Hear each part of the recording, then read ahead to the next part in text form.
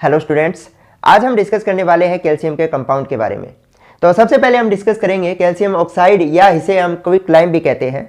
उसके बाद में हम डिस्कस करेंगे कैल्शियम हाइड्रोक्साइड जिसे हम सिलेक्ट लाइम भी कहते हैं। उसके बाद में हम लाइमस्टोन के बारे में डिस्कस करेंगे जिसे हम कैल्शियम कार्बोनेट भी कहते हैं। उसके बाद में हम प्लास्टर ऑफ पेरिस तथा जिप्सम के बारे में डिस्कस करेंगे और लास्ट में हम डिस्कस करेंगे सीमेंट के बारे में। ठीक है, तो शुरू करते हैं सबसे पहले कैल्शियम ऑक्साइड या क्विक लाइम। कैसे बनता है कैल्शियम ऑक्साइड, तो यहां लिख लो मेथड ऑफ प्रिपरेशन। अगर आप कैल्शियम कार्बोनेट को हीट देते हो 1070 केल्विन से 1270 केल्विन के बीच में, ठीक है, तो आपका कैल्शियम कार्बोनेट डीकंपोज होकर कैल्शियम ऑक्साइड प्लस CO2 देगा। इसे हम क्या कह सकते हैं, लाइमस्टोन भी तो कह सकते हैं ना। अब यह क्योंकि हमें दिखाई दे रहा है जो प्रोसेस है वो क्या कर रहा है, रिवर्सिबल है, तो हमें अगर ज़्यादा से ज़्यादा कैल्शियम ऑक्साइड चाहिए तो हमें क्या करना होगा, CO2 गैस को रिमूव करना होगा। ठीक है, तो CO2 गैस जैसे जैसे रिमूव होती जाएगी रिएक्शन आपकी क्या होगी, फॉरवर्ड डायरेक्शन में जाएगी और लार्ज अमाउंट में हमें कैल्शियम ऑक्साइड मिल जाएगा। दूसरी एक बात और ध्यान रखनी है आपको कि इस लाइमस्टोन में सिलिका की इंप्योरिटी होती है। सिलिका समझ रहे हो ना, मिट्टी की इंप्योरिटी होती है। तो अगर आपने टेम्परेचर 1270 केल्विन से अबव कर दिया तो आपका जो कैल्शियम ऑक्साइड बना है वो इस सिलिका के साथ मिलकर कैल्शियम सिलिकेट बना देगा। ठीक है, तो इसलिए हमें क्या करना होगा, टेम्परेचर है वो इसी रेंज में रखना होगा। अब प्रॉपर्टी देखो भी, आपका जो क्विक लाइम होता है वो वाइट अमोर्फस सॉलिड होता है। दूसरा, अगर मैं इसे ऑक्सी हाइड्रोजन फ्लेम में हीट देता हूं या उसमें गर्म करता हूं ऑक्सी हाइड्रोजन फ्लेम में, तो ये क्या देगा, ब्रिलियंट वाइट लाइट देगा जिसे हम लाइम लाइट कहते हैं। अगर हमने क्या किया, कैल्शियम ऑक्साइड को ऑक्सी हाइड्रोजन फ्लेम में हीट दी, ठीक है, गर्म किया उसको, तो ब्रिलियंट व्हाइट लाइट बनेगी जिसे हम क्या कहेंगे, लाइम लाइट कहेंगे। तीसरी बात आपको क्या ध्यान रखनी है कि अगर हम एटमॉस्फेयर में खुला रख दें कैल्शियम ऑक्साइड को, तो एटमॉस्फेयर में आपको पता है क्या होती है, कार्बन डाइऑक्साइड होती है, वाटर भी होता है। ठीक है, तो आपका जो कैल्शियम ऑक्साइड बना है वो क्या करेगा, वाटर के साथ रिएक्ट करके कैल्शियम हाइड्रोक्साइड बना लेगा जिसे हम सिलेक्ट लाइम भी कहते हैं। दूसरा, आपका जो कैल्शियम ऑक्साइड बना है वो कार्बन डाइऑक्साइड के साथ रिएक्ट करके कैल्शियम कार्बोनेट भी बना लेगा। ठीक है, तो ये बात ध्यान रखनी है, एटमॉस्फेयर में ये रिएक्ट कर जाएगा। अब एक बात और ध्यान रखनी है आपको कि अगर आप कैल्शियम ऑक्साइड की रिएक्शन करवाते हो कार्बन के साथ, रिएक्शन विद कोक कर लो, तो क्या होगा कि कैल्शियम ऑक्साइड को अगर आप इलेक्ट्रिक फर्नेस में कार्बन के साथ मतलब गर्म कर रहे हो, बहुत ज्यादा हीट दे रहे हो, यहां पर मैं टेम्परेचर लिख रहा हूं लगभग आपका 2200 केल्विन से अबो। ठीक है, टेम्परेचर आपको याद रखने की जरूरत नहीं है। तो क्या बनेगा, यहां पे कैल्शियम कार्बाइड बनेगा और कार्बन मोनोऑक्साइड बनेगा। ठीक है, और एक बात और ध्यान रखना है भी, मोस्ट इंपॉर्टेंट है कि यह जो कैल्शियम कार्बाइड है वो नाइट्रोजन के साथ रिएक्ट करके क्या बनाता है आपका, CaCN2+C, इसे हम बोलते हैं नाइट्रोलिम। मोस्ट इंपॉर्टेंट है, इस कॉम्बिनेशन को हम क्या बोलते हैं, नाइट्रोलिम। और इसमें अगर मैं वाटर डाल दूं तो यहां से क्या मिलेगी, अमोनिया मिलेगी। इसका यूज हम कैसे करते हैं, एज ए फर्टिलाइजर यूज करते हैं, ये बात ध्यान रखनी है।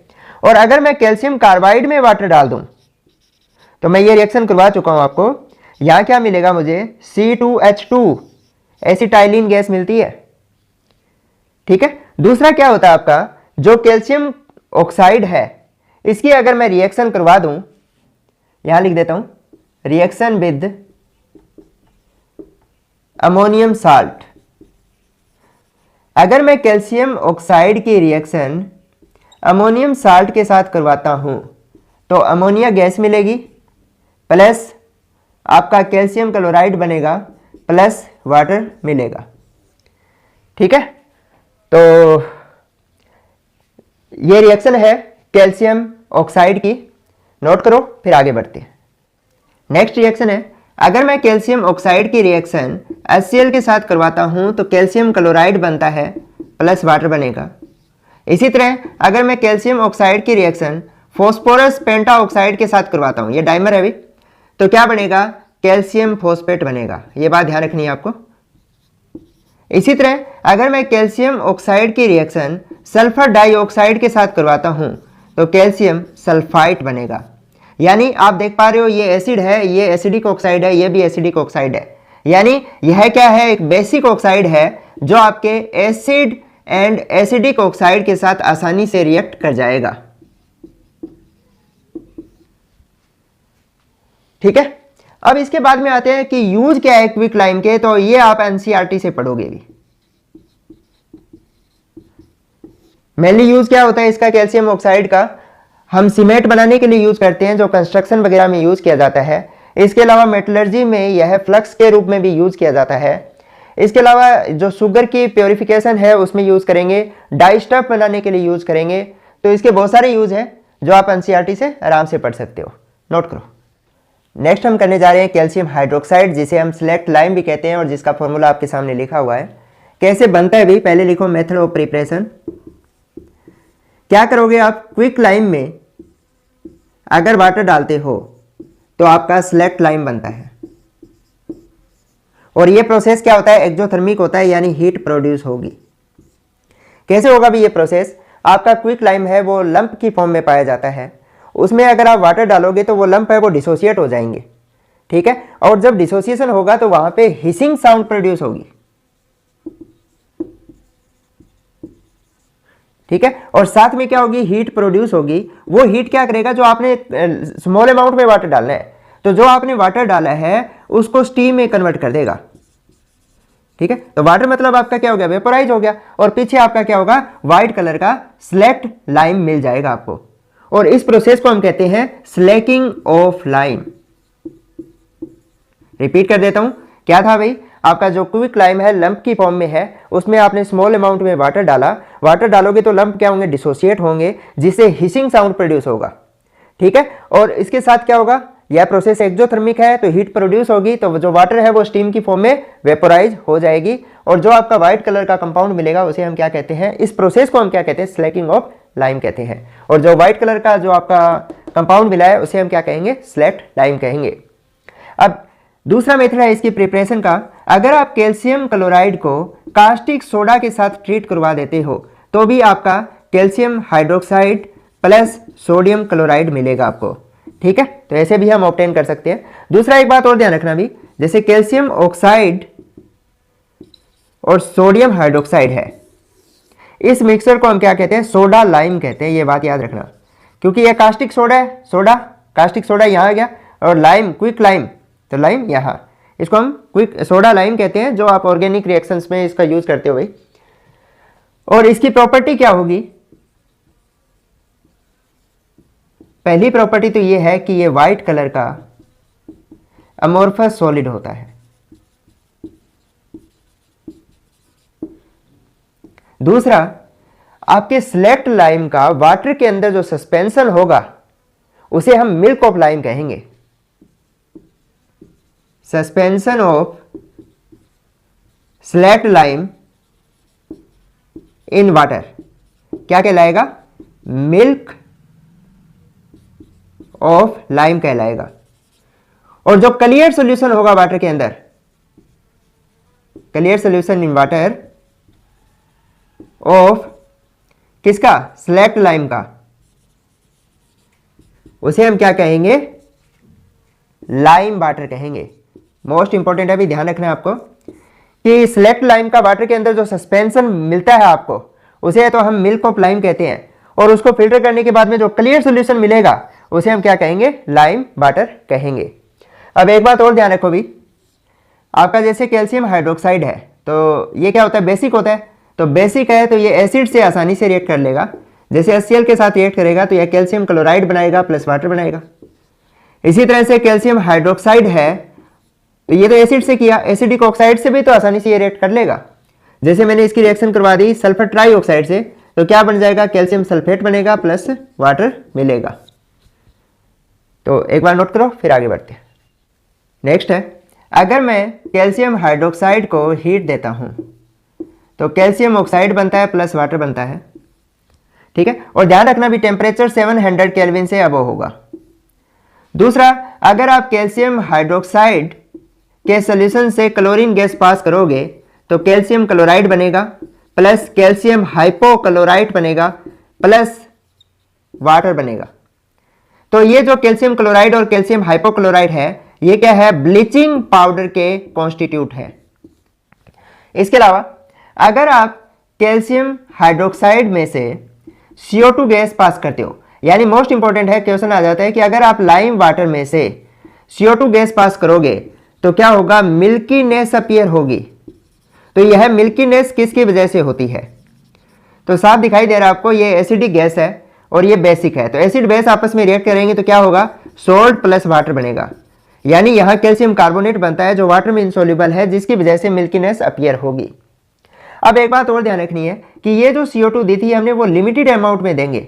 अगर हमने CO2 एक्सेस में दे दी तो क्या होगा, आपका जो कैल्शियम कार्बोनेट प्लस वाटर है, यही था, इसमें मैंने एक्सेस में क्या किया, CO2 गैस पास कर दी, तो ये किस में कन्वर्ट हो जाएगा, कैल्शियम बाई कार्बोनेट में कन्वर्ट हो जाएगा, जो वाटर के अंदर क्या होता है, सोल्यूबल होता है कैल्शियम बाई कार्बोनेट। अगर यह वाटर के अंदर सोल्यूबल है तो मिल्कीनेस क्या हो जाएगी, डिसअपीयर हो जाएगी। मोस्ट इंपॉर्टेंट है, मिल्कीनेस डिसअपीयर। क्यों आई थी मिल्कीनेस, कैल्शियम कार्बोनेट की इनसॉल्युबिलिटी के कारण, ठीक है, क्योंकि ये व्हाइट कलर के प्रेसिपिटेट बना रहा था। अब नेक्स्ट क्या हुआ कि अगर मैं इस कैल्शियम बाई कार्बोनेट के सॉल्यूशन को हीट दे दूंगा तो दोबारा कैल्शियम कार्बोनेट बन जाएगा, वाटर बनेगा प्लस CO2 बनेगी, ठीक है। तो मिल्कीनेस क्या होगी, दोबारा अपीयर हो जाएगी, ठीक है। तो ये बात आपको ध्यान रखनी है, मोस्ट इंपॉर्टेंट है, इसे क्वेश्चन बन सकता है। दूसरा एक बात और ध्यान रखना भी, यहां पे क्लोरीन पे -1 चार्ज है और यहां क्लोरीन पे क्या है, +1 चार्ज है, ठीक है, क्योंकि इस पे +1 है, इस पे -2 है, तो ओवरऑल इस पे क्या हो गया, -1 और 2 हमने लिए हैं, तो यहाँ पे -2 आ जाएगा और यहाँ +2 आ जाएगा। इसके यूज कहां से करोगे आप, NCERT से पढ़ोगे, नोट करो। नेक्स्ट है कैल्शियम कार्बोनेट, या इसे हम लाइमस्टोन भी कहते हैं। तो कैसे बनता है, पहले हम कर रहे हैं मेथड ऑफ प्रिपरेशन, आप पूरा लिख लेना भी। पहला हमने किससे बनाया था, अभी बताया था मैंने कि अगर स्लेक्ट लाइम में से या लाइम वाटर से मैं कार्बन डाइऑक्साइड गैस पास करता हूं तो कैल्शियम कार्बोनेट बनेगा प्लस वाटर बनेगा। अब एक बात ध्यान रखना, CO2 हमें क्या करनी है, लिमिटेड में पास करनी है, कम अमाउंट में। अगर लार्ज अमाउंट में पास कर दिया तो आपका ये किस में कन्वर्ट हो जाएगा, कैल्शियम बाई कार्बोनेट में, ठीक है, ये बात ध्यान रखनी है। दूसरा, अगर मैं कैल्शियम क्लोराइड की रिएक्शन सोडियम कार्बोनेट के साथ कर दूं तो क्या बनेगा, कैल्शियम कार्बोनेट बनेगा प्लस सोडियम क्लोराइड बनेगा। अब प्रॉपर्टी क्या है इसकी, पहला है व्हाइट कलर का सॉलिड होता है, वाटर के अंदर इनसॉल्युबल होगा, ठीक है, व्हाइट सॉलिड है, वाटर में इनसॉल्युबल है। दूसरा, अगर आप इसकी रिएक्शन करवाते हो, जैसे कैल्शियम कार्बोनेट की आपने रिएक्शन करवा दी HCl के साथ, तो होगा क्या, कैल्शियम क्लोराइड बनेगा प्लस वाटर बनेगा प्लस CO2 गैस निकलेगी। इसी तरह अगर आपने कैल्शियम कार्बोनेट की रिएक्शन करवा दी सल्फ्यूरिक एसिड के साथ, तो यहां क्या बनेगा, कैल्शियम सल्फेट बनेगा प्लस वाटर बनेगा प्लस CO2 गैस निकलेगी, ठीक है। इसका यूज तो मैंने बता ही दिया था। एक तो कहां यूज होता है कैल्शियम कार्बोनेट का, अगर मैं कैल्शियम कार्बोनेट को जो क्विक लाइम बनाने का मेथड बताया था 1070 केल्विन से 1270 केल्विन पे हीट देते करता हूं तो क्या बनता है, आपका क्विक लाइम बनता है, ठीक है। इसके अलावा सीमेंट बनाने में भी इसका यूज किया जाता है। तो इसके यूज कहां से पढ़ोगे आप, NCERT से पढ़ोगे, नोट करो। नेक्स्ट हम डिस्कस करने वाले हैं प्लास्टर ऑफ पेरिस, जिसे हम POP भी कहते हैं। इसका फॉर्मूला है कैल्शियम सल्फेट हेमीहाइड्रेट, ठीक है। बनता कैसे, अभी जिप्सम से बनाएंगे कि आपका कैल्शियम सल्फेट के साथ अगर 2 वाटर के मॉलिक्यूल एसोसिएटेड है तो उसे हम क्या कहते हैं, जिप्सम कहते हैं। अगर जिप्सम को हम हीट देते हैं 393 केल्विन, टेम्परेचर याद रखना भी मोस्ट इंपॉर्टेंट है, तो ये किस में कन्वर्ट हो जाएगा, POP में कन्वर्ट हो जाएगा। और यहां से क्या होगा, वाटर के मॉलिक्यूल है उसका लॉस होगा, पर कंप्लीट लॉस नहीं होगा। बट अगर मैं टेम्परेचर दे दूं 393 केल्विन से अबो, तो यह कैल्शियम सल्फेट में कन्वर्ट होगा। ये क्या है? Anhydrous calcium sulphate. और इस एनहाइड्रस कैल्शियम सल्फेट को कहते हैं डेड बरंट प्लास्टर। तो टेम्परेचर मोस्ट इंपॉर्टेंट है भी। अगर 393 केल्विन से अबो टेम्परेचर पे देते हैं तो यह डेड बरंट प्लास्टर बनाता है, और 393 केल्विन टेम्परेचर देते हैं तो पीओपी बनाता है। पीओपी का आपका यूज पता है भी, घरों में भी आप यूज करते हो। दूसरा, अगर कहीं फ्रैक्चर हो गया है तो वहां भी आप क्या करोगे? प्लास्टर लगाओगे। ठीक है, तो यह कैसे काम करता है? फ्रैक्चर हो गया हो या फिर घरों में आप करते हो तो उसमें क्या करते हो? आप वाटर डालते हो, तो इसकी क्या होगी? रीहाइड्रेशन हो जाएगी, और ये दोबारा किस में कन्वर्ट हो जाएगा? जिप्सम में कन्वर्ट होगा। और ये 5 to 15 मिनट में दोबारा हार्ड हो जाता है, और जिस भी मोल्ड में आपने डाला है वो उसकी शेप ले लेगा। और ये क्या होता है? एक्सपेंड भी होता है। ठीक है, हाइड्रेशन के दौरान ये क्या होता है? एक्सपेंड भी होता है। तो इसलिए इसका यूज हम कहाँ करते हैं? या तो फ्रैक्चर के लिए, या फिर हम जो पीओपी करते हैं घरों में उसके लिए यूज किया जाता है। नोट करो, फिर आगे बढ़ते हैं। नेक्स्ट हम डिस्कस करने जा रहे हैं सीमेंट के बारे में। तो सीमेंट को 1824 में जोसेफ एसपडिन ने डिस्कवर किया था। ये यूएस के मेसन थे। मेसन होते राजमिस्त्री। तो ये क्या करते थे? पत्थरों को काट के बिल्डिंग वगैरह बनाया करते थे। और उस टाइम क्या था? जो पोर्टलैंड रॉक के जो स्टोन थे वो यूज किए जाते थे बिल्डिंग बनाने के लिए।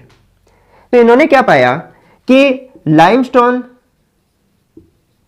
प्लस क्ले, इनको पाउडर फॉर्म में कन्वर्ट किया, वाटर के साथ बहुत ज्यादा हाई टेम्परेचर पे हीट देके जो मिक्सचर मिला उसको इन्होंने बिल्डिंग मटेरियल के रूप में यूज किया, और इनको छोड़ दिया कुछ टाइम के लिए जो इस मिक्सचर को। तो ये क्या होगा? बहुत ज्यादा हार्ड हो गया, और ये इतना ज्यादा हार्ड हो गया जितना ये स्टोन थे पोर्टलेट सीमेंट के या पोर्टलेट रॉक के। किस जितना मतलब हार्ड हो गया ये जो स्टोन थे पोर्टलेट रॉक के। इसलिए उन्होंने उसका नाम क्या रख दिया? Portland cement.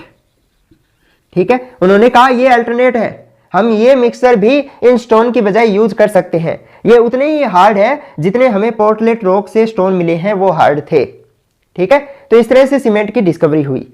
अब दूसरा एक बात और ध्यान रखना, सीमेंट बेसिकली क्या होती है? कैल्शियम सिलिकेट एंड एल्यूमिनेट का मिक्सचर होती है। इसमें थोड़ी बहुत अमाउंट में हम क्या करते हैं? जिप्सम ऐड कर देते हैं। ठीक है, जो क्या होती है? बहुत ज्यादा हार्ड हो जाता है मिक्सचर, और आपकी जो बिल्डिंग है उसको स्ट्रॉन्ग बनाने में हेल्प करता है। अब कौन कौन से कॉन्स्टिट्यूंट होंगे सीमेंट के अंदर वो देखो।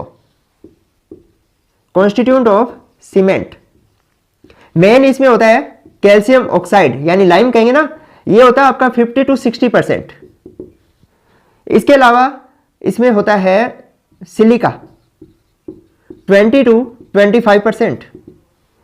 इसके अलावा होता है एल्यूमिना 5 to 10%। इसके अलावा होता है इसके अंदर आयरन ऑक्साइड, और इसके अलावा SO3। आयरन ऑक्साइड और SO3 होते हैं 1 to 2%। इसके अलावा इसके अंदर मैग्नीशियम ऑक्साइड भी होता है जो होता है 2 to 3%। ठीक है, अब इसमें जो ध्यान रखने वाली बात है, पहली बात तो ये कि जो आपका सिलिका और एल्यूमिनियम का जो रेशो होना चाहिए एक गुड क्वालिटी की सीमेंट में, वो कितना होना चाहिए? 2.5 to 4% होना चाहिए। कितना होना चाहिए रेशो? परसेंट कह रहा हूं, आपको क्या याद रखना है? ये रेशो कितना होना चाहिए? 2.5 to 4%। वर्ड यूज नहीं करेंगे भी, गलती से निकल गया। क्या होना चाहिए? 2.5 to 4। दूसरा आपका जो रेशो है कैल्शियम ऑक्साइड का, और इधर ये जोड़ दो आप कौन कौन से? Si2 प्लस Al2O3 प्लस आपका Fe2O3, इन तीनों को जो प्लस कर दो, इनकी जो परसेंटेज है और इसकी परसेंटेज, इनका जो रेशो आएगा वो कितना होना चाहिए? 2 होना चाहिए, जिससे हमें क्या होगी? गुड क्वालिटी की सीमेंट मिलेगी। अब तीसरी बात, हम कौन कौन से रॉ मटेरियल यूज करते हैं सीमेंट बनाने के लिए?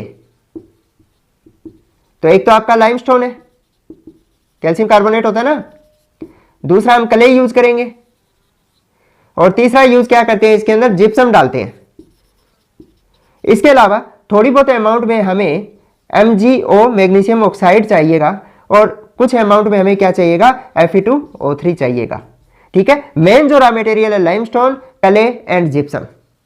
ठीक है, पहले इतना नोट करो फिर आगे बढ़ते हैं। अब सीमेंट बनाने के लिए हम दो प्रोसेस यूज करते हैं, एक तो प्रोसेस यूज करते हैं ड्राई और दूसरा करते हैं वेट प्रोसेस। कंडीशन देखो भी कब कौन सा यूज करेंगे। वेट प्रोसेस तो तब यूज करेंगे हम जब हमारा एनवायरमेंट में क्या हो, ह्यूमिडिटी ज्यादा हो। ठीक है, यानी ह्यूमिड एनवायरमेंट हो और आपके जो क्ले है और लाइमस्टोन है वो क्या हो, सॉफ्ट हो और फ्यूल आपका सस्ते में मिल जाता हो। ठीक है, चीप। और ड्राई प्रोसेस कब यूज करेंगे, जब आपके क्ले और लाइमस्टोन है वो, स्पेलिंग देख लेना भी, ये क्ले है एंड लाइमस्टोन है, ये हार्ड हो। ठीक है, तो हम ड्राई प्रोसेस यूज करेंगे। अब देखो भी, आपका जो क्ले है वो हमें क्या क्या देता है। क्ले के अंदर आपकी सैंड होती है यानी सिलिका होगी, इसके अलावा Al2O3 होगा और आयरन के ऑक्साइड भी होंगे। और लाइमस्टोन तो हमें पता है क्या देगा, लाइम देगा, है ना। लाइमस्टोन से क्या मिलता है, लाइम मिलता है। ये बात हमें ध्यान रखनी है। तो सबसे पहले हमें क्या देखना है, आपका लाइमस्टोन है और क्ले है, दोनों को हमें, जैसे लाइमस्टोन और क्ले के क्या होंगे, लार्ज लंप होंगे, उन लार्ज लंप को हमें क्या करना है, छोटे पार्टिकल में तोड़ना है। ठीक है, उसे हम क्या कहते हैं, क्रशिंग कहते हैं। तो क्रशर की हेल्प से हम इन दोनों को अलग अलग, लाइमस्टोन को अलग क्रशर में छोटे पार्टिकल में तोड़ लेंगे और क्ले को अलग क्रशर में छोटे पार्टिकल में तोड़ लेंगे।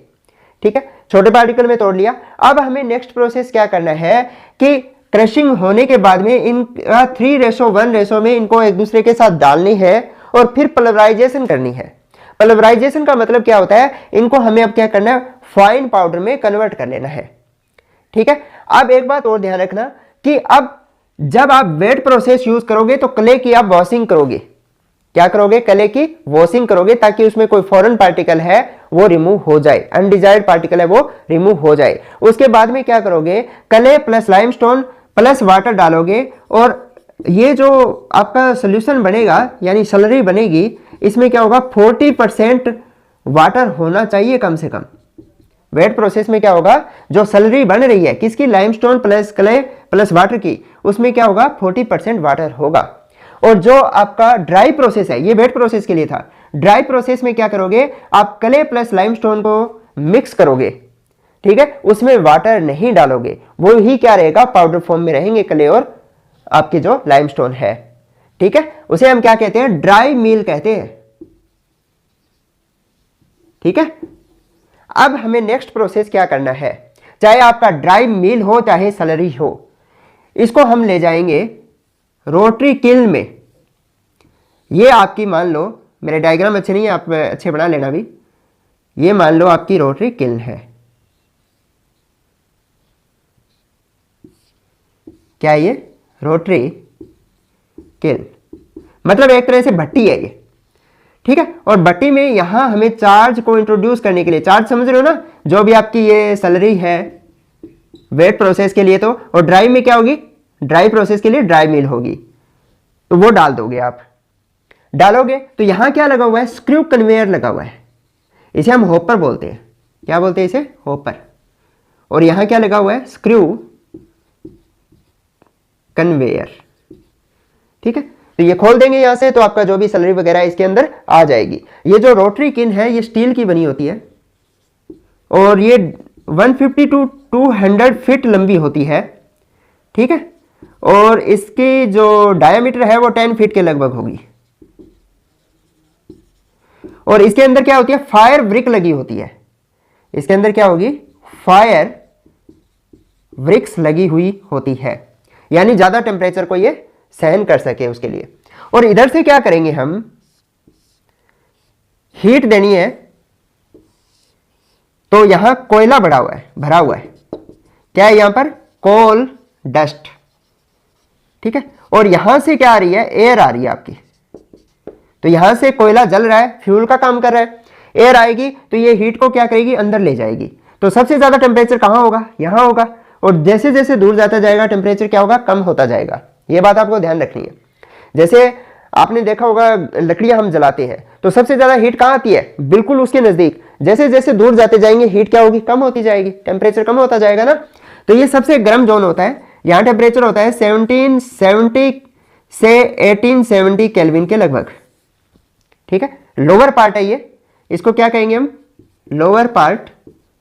और ये वाला मिडल पार्ट है जहां पर टेम्परेचर होता है आपका 1100 टू 1200 केल्विन के लगभग। और ये वाला अपर पार्ट है जहां पर 1000 केल्विन से 1100 केल्विन तक टेम्परेचर होता है। ठीक है, ये बात ध्यान रखनी है आपको। और दूसरा यहां पर क्या होगा, यहां से आपका जो फ्यूल जैसे निकलेगा, यहां पर बना हुआ है फिर ड्राई एयर के लिए इनलेट, क्या देंगे, ड्राई एयर नहीं, कोल्ड एयर कहेंगे भाई, ठंडी हवा दी जाएगी यहां से। ठीक है, और यहां इसी के पास ये वाला ये लगा हुआ है डस्ट कलेक्टर, डस्ट को कलेक्ट करेगा, और यहां से जो डस्ट आएगी और गर्म हवा होगी वो यहां इंट्रोड्यूस कर देंगे और रिसाइकिल हो जाएगी ये। ठीक है, और यहां पे क्या आ जाएंगे आपके सीमेंट क्लिंकर आएंगे, वो समझाऊंगा कैसे बनेंगे भी सीमेंट क्लिंकर। पहले समझो, हमें अगर वेट प्रोसेस है तो जो स्लरी हमने बनाई है वो डाल दी, और अगर ड्राई प्रोसेस है तो मैंने यहां से ड्राई मील डाल दिया। ठीक है, अब वो डालूंगा तो यहां पे टेम्परेचर क्या है, 1000 से 1100 केल्विन के लगभग है। तो अपर पार्ट में क्या होगा, यहां पे लॉस ऑफ वाटर होगा, यानी वाटर है वो वेपोराइज हो जाएगा। ये बात ध्यान रखनी है, क्योंकि इतना ज्यादा टेम्परेचर है, जाहिर सी बात है वो क्या होगा, वाटर या कोई वोलेटाइल इंप्योरिटी है वो क्या होगी, वेपोराइज हो जाएगी। अब टेम्परेचर इधर आया मिडल जोन के अंदर, यहां क्या होगा, आपका जो कैल्शियम कार्बोनेट है उसको, लाइमस्टोन है ना, तो वो डिकम्पोज होकर क्या दे देगा, कैल्शियम ऑक्साइड प्लस CO2। ठीक है, अब आ जाओ ये वाला जो लोअर पार्ट आपका, यहां पर क्या होगा, लोअर पार्ट में आपके जो कैल्शियम ऑक्साइड है वो सिलिका के साथ रिएक्ट करेगा। सिलिका कहां से मिली हुई हमें, क्ले में होती है ना सिलिका, यानी यहां पे SiO2 होती है सैंड, तो ये इसके साथ रिएक्ट करेगा, दो पार्टी रिएक्ट करेगी तो क्या बन जाएगा, डाई कैल्शियम Si2 सिलिकेट। क्या हो गया ये, डाई कैल्शियम सिलिकेट। इसको आप ऐसे भी लिख सकते हो भी, Ca2SiO4 है ना, दो कैल्शियम है, Si है, ऑक्सीजन कितने हो गए, 2 और 2 4, डाई कैल्शियम सिलिकेट। इसके अलावा अगर यहां पे 3 कैल्शियम होते और सिलिका के साथ मिल जाते ये, तो यहां क्या बन जाता, ट्राई कैल्शियम सिलिकेट। ठीक है, और इसी तरह से अगर 2 कैल्शियम ऑक्साइड Al2O3 से मिल जाते तो यहां बन जाता 2CaO Al2O3 die calcium aluminate, और 3 कैल्शियम ऑक्साइड इससे मिल जाते तो यहां क्या आ जाता, ट्राई कैल्शियम एल्यूमिनेट। लिख लोगे ना ये।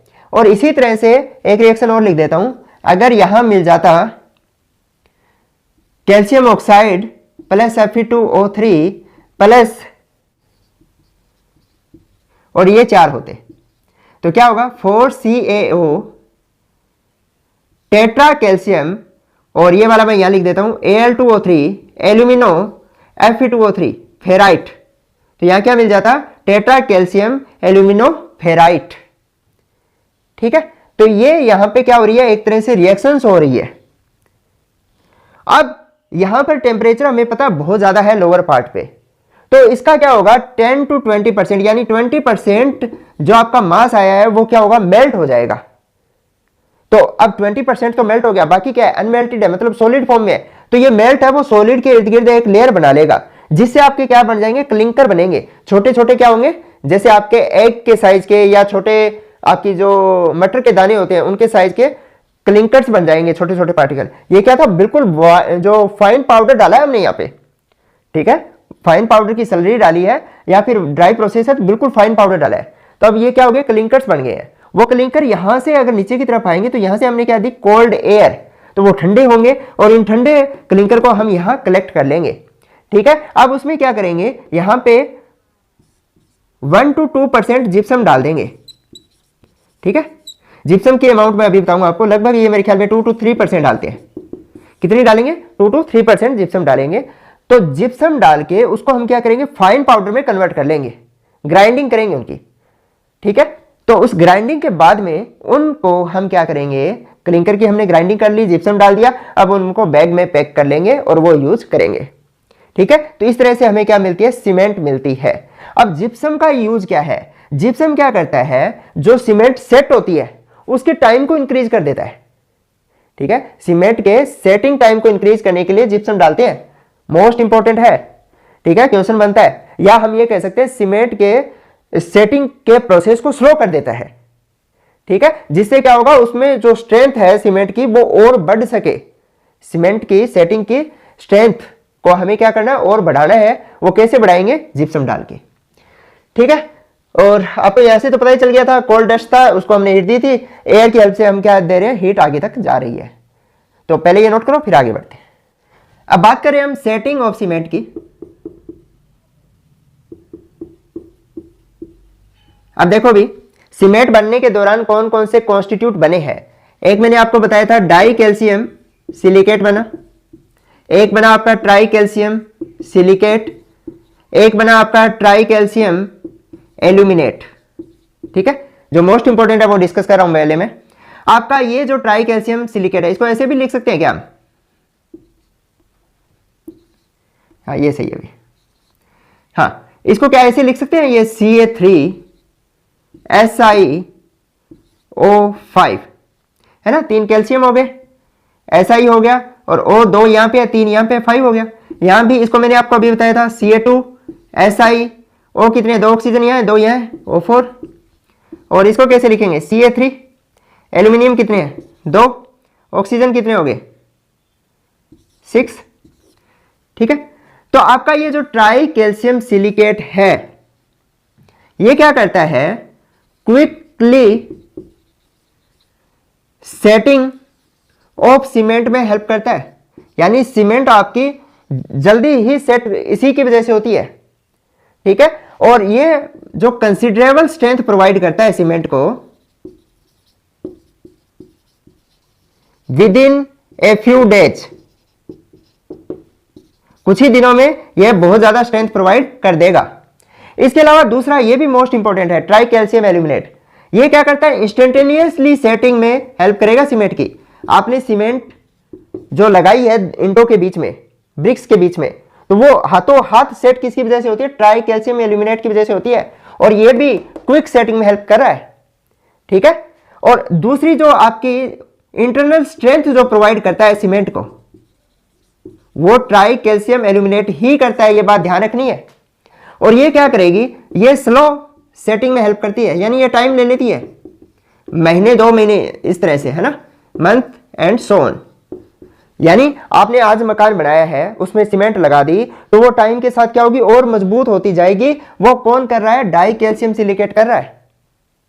ठीक है, और जिप्सम ने मैंने ऐड किया था, उसका काम क्या था, उसने जो सेटिंग के टाइम को इंक्रीज कर दिया था, यानी सेटिंग के प्रोसेस को स्लो कर दिया था, जिससे कंसिडरेबल स्ट्रेंथ यानी बॉन्डिंग उनके बीच में बन सके। एक्चुअल में होता क्या है, आप जब सीमेंट के अंदर पानी डालते हो, वाटर डालोगे, तो ये प्रोसेस क्या होगा, एक्सोथर्मिक होगा, हीट निकलेगी वहां से, ये बात ध्यान रखनी है आपको। ठीक है, जिससे क्या होगा, एक जिलेटिनस मास बनेगा। और उसके बाद आपने जब ब्रिक्स के बीच में सीमेंट लगा दी, तो वहां पे क्या होगा, ये वाले लिंकेज हो जाएंगे, 3D लिंकेज बनेंगे, सिलिकॉन ऑक्सीजन सिलिकॉन या फिर सिलिकॉन ऑक्सीजन एल्यूमिनियम के 3D क्या होते हैं, लिंकेज बनते हैं, जिसके कारण क्या होती है, उनमें मजबूती आती है। ये बात ध्यान रखनी है आपको। ठीक है, ये समझ आ गया होगा। इसके अलावा आपका मैंने एक और बताया था कि टेट्रा कैल्शियम एल्यूमिनोफेराइट होता है, उसकी सेटिंग भी क्या होती है, फास्ट होती है, बट ट्राई कैल्शियम एल्यूमिनेट से थोड़ी स्लो होगी। ठीक है, आपका ये 26% के लगभग होता है, ये 51% के लगभग होता है, और ये 11% के लगभग होता है। ये बात ध्यान रखनी है आपको। दूसरा, अब आपको पता है सीमेंट की यूटिलाइजेशन बहुत ज्यादा हो रही है, तो इसके क्या अल्टरनेट है, कोई सब्स्टिट्यूट यूज कर सकते हैं। तो सीमेंट में हम जो स्टील इंडस्ट्री के बेस्ट प्रोडक्ट होते हैं, स्टील इंडस्ट्री से जो बेस्ट प्रोडक्ट निकलते हैं, जो उनकी वेस्टेज है, उसमें क्या होता है, फ्लाई ऐश होती है। उसमें क्या होता है, कैल्शियम सिलिकेट मिलता है, उसको हम सीमेंट के अंदर मिला सकते हैं, मिक्स कर सकते हैं, जिससे क्या होगा, उसकी कॉस्ट डिक्रीज हो जाएगी, बट क्वालिटी में कोई फर्क नहीं आएगा। ठीक है। इसके अलावा जो राइस हस्क है, उसका यूज भी हम कर सकते हैं, क्योंकि इसमें भी सिलिकेट लार्ज अमाउंट में पाया जाता है।